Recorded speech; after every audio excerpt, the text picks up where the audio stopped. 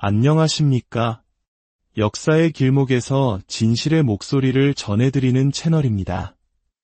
오늘 우리가 나누는 이야기가 진실을 분별하는 지혜를 구하는 모든 분들에게 하나님의 은혜와 평강이 함께하기를 기도합니다.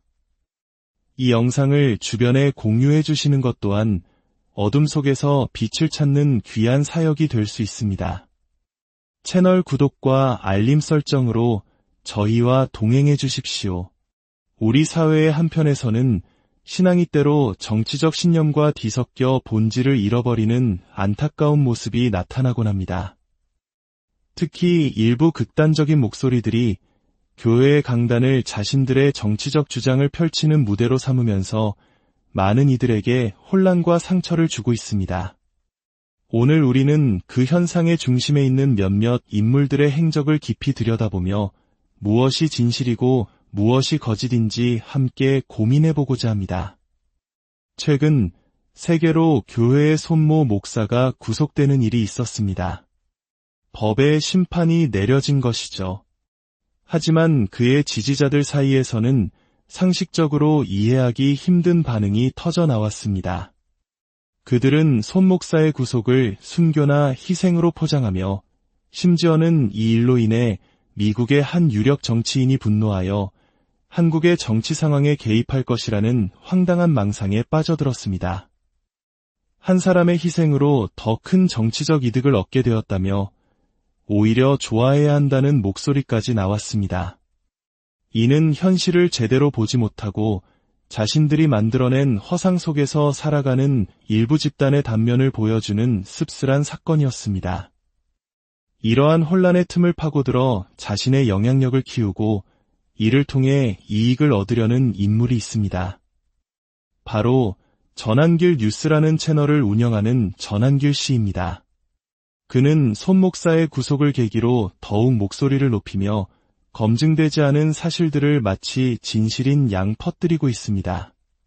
공영방송 MBC가 곧 문을 닫을 것이라거나 현 정부가 곧 붕괴할 것이라는 등 아무런 근거 없는 주장을 거침없이 쏟아냅니다.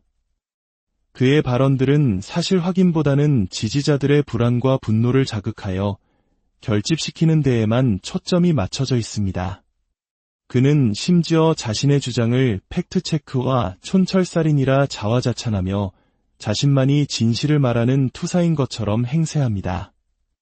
하지만 그의 주장을 자세히 들여다보면 친중 좌파라는 단어를 만병통치약처럼 사용하며 모든 문제를 설명하려는 단순한 논리 구조만이 보일 뿐입니다.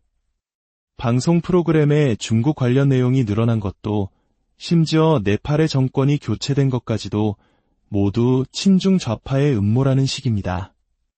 이는 복잡한 현실을 외면하고 세상을 우리 편과 적이라는 이분법적인 시각으로만 바라보는 위험한 사고방식입니다.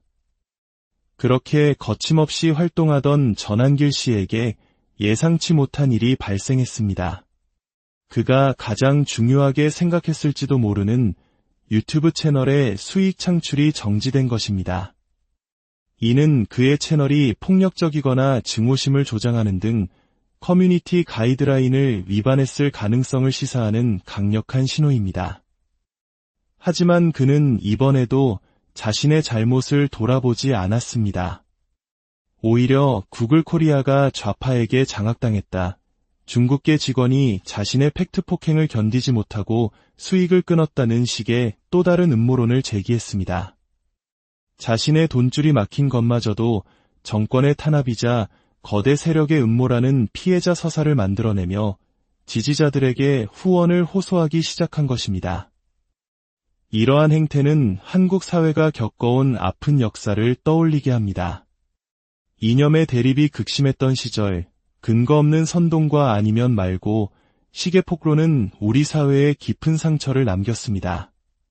지금 전한길 씨와 그를 맹목적으로 따르는 이들이 보여주는 모습은 마치 그 시절의 망령이 21세기 디지털 세상에서 되살아난 듯한 착각마저 불러일으킵니다. 더욱 심각한 문제는 이러한 극단적인 목소리가 단순히 인터넷 공간에만 머무르지 않는다는 점입니다. 거대 야당인 국민의힘의 중진 의원들마저 전한길 씨에게 90도로 허리 숙여 인사하고 그의 행사에 참여하여 힘을 실어주고 있습니다. 심지어 당 지도부는 구속된 손 목사의 교회를 직접 방문하여 예배에 참석하겠다고 공언했습니다. 이는 특정 정당이 극단주의 세력과 선을 긋기는커녕 오히려 그들과 한몸이 되어 정치적 이득을 취하려 하고 있음을 보여주는 위험한 신호입니다. 하지만 희망은 있습니다. 이러한 비상식적인 움직임에 대해 한국 교회 내부에서도 자성의 목소리가 터져나오고 있습니다. 많은 평신도들과 개신교 시민 단체들은 목사라는 이유만으로 법의 심판을 피할 수는 없다. 교회의 강단을 정치 선동의 장으로 만드는 것은 복음을 훼손하는 일이다라며 강하게 비판하고 있습니다. 고신교단을 사랑하는 성도들의 모임은 교단 지도부를 향해 불법 선거운동과 정치 탄압 주장의 근거를 따져 묻는 등 교회의 자정과 개혁을 위해 용기 있는 목소리를 내고 있습니다. 우리가 가야 할 길은 명확합니다. 손 목사나 전한길 씨 같은 인물들을 이 사회에서 완전히 없애는 것은 불가능할지도 모릅니다. 하지만 그들의 목소리가 다수가 되지 못하도록 그들의 주장이 우리 사회의 주류 의견으로 받아들여지지 않도록 막는 것은 가능합니다. 그들의 선동이 힙하고 쿨한 것이 아니라 오히려 찌질하고 한심한 것이라는 사회적 인식을 만들어 나가는 것이 중요합니다. 이를 위해서는 무엇보다 그들의 자금줄을 차단하는 노력이 필요합니다. 전한길 씨가 미국에서 무비자 관광 목적으로 입국하여 영리 활동을 하는 것은 명백한 이민법 위반 소지가 있습니다. 뜻있는 시민들의 신고로 그의 불법적인 후원금 모금 활동에 제동이 걸릴 수 있기를 바랍니다. 또한 불법 모금으로 15억 원을 모으고도 벌금 2천만 원이라는 솜방망이 처벌을 받는 사법 시스템의 문제점도 반드시 개선되어야 합니다.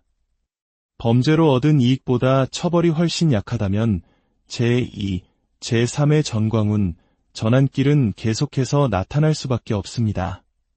진실과 거짓이 뒤섞인 혼란의 시대, 우리는 더욱 깨어 있어야 합니다. 특정인의 막말과 선동에 환호하기보다 그 이면에 감춰진 의도가 무엇인지 랑징하게 들여다보는 지혜가 필요합니다. 예배당이 정치 집회장으로 변질되고 교회가 사회 갈등의 주범으로 지목되는 안타까운 현실을 바로잡기 위한 노력이 우리 모두에게 필요한 때입니다. 오늘 이야기가 여러분의 마음에 깊은 울림을 주었기를 바랍니다. 거짓이 진리를 이길 수 없음을 믿으며 우리 사회가 더 건강하고 성숙한 방향으로 나아가기를 소망합니다. 여러분과 가정에 늘 하나님의 축복이 가득하시기를 기원합니다. 감사합니다.